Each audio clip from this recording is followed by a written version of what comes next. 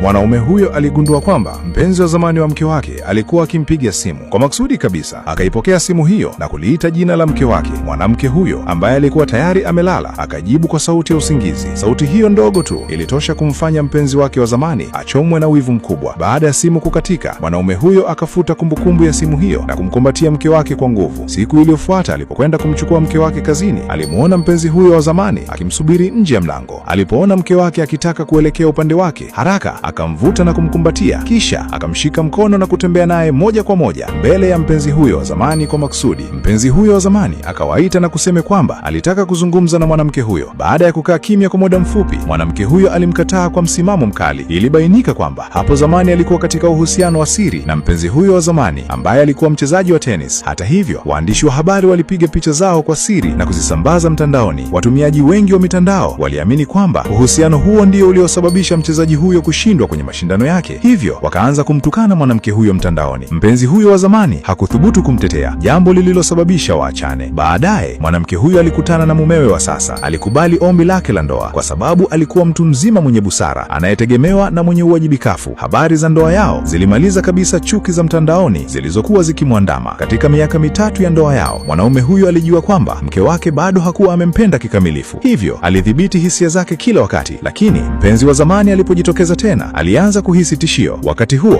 mpenzi huyo alikubali kufanya mahojiano na kampuni aliyokuwa akifanya kazi mwanamke huyo. Alipopata habari hizo, mwanamke huyo akaomba kuhamishwa idara. Akahamishwa kutoka nafasi ya mwandishi wa habari anayeonekana kwenye kamera hadi mfanyakazi wa nyuma ya pazazia. Hata hivyo, kutokana na uwezo wake mkubwa kazini, bosi wake alimpa jukumu la kufanya mahojiano na mpenzi wake huyo. Wakati huo huo, mume wake akaenda kwenye uwanja wa michezo kutazama mechi ya mpenzi huyo wa zamani. Mchezaji huyo wa tenis alimtambua mara moja kuwa ndiye mume wa mwanamke aliyekuwa akimpenda. Akiwa amesukumwa na wivu, alicheza kwa kiwango cha juu sana na kushinda mechi hiyo. Baada ya ushindi wake, waandishi wengi walimzunguka wakitaka mahojiano. Mara moja alimuona mwanamke aliyekuwa akimkumbuka sana. Waandishi wengine waliposhtuka kumuona hapo, walimpa nafasi ili afanye kazi yake. Wakati huo, mume wake alikuwa akiizungusha pete yake kwa sababu hakutaka mke wake awe na mawasiliano yoyote na mpenzi wake wa zamani. Kwa bahati nzuri, mahojiano yalimalizika vizuri. Mwanamke huyo akaondoka mara moja bila kubaki eneo hilo. Hata hivyo, muda mfupi baadaye, maoni ya chuki yakaanza kuonekana tena mtandaoni. Mume wake hakupoteza muda, aliamuru msaidizi wake kukusanya ushahidi wa matusi, kashifa na unyanyasaji wa mtandaoni ili achukue hatua za kisheria dhidi ya wahusika. Ili kujiepusha na mshinikizo huo wa mtandaoni, mwanamke huyo akaomba likizo ndefu ya kazini, kisha akamwalika mumewe waende fungate pamoja, naye akakubali. Lakini walifurahia safari yao kwa siku moja tu. Ghafla mwanamke huyo akaona habari kwamba rafiki yake wa karibu alikuwa amemwagiwa maji ya moto na mashabiki wenye misimamo makali. Haraka akampigia simu rafiki yake huyo. Kupitia mazungumzo hayo akagundua kwamba mashabiki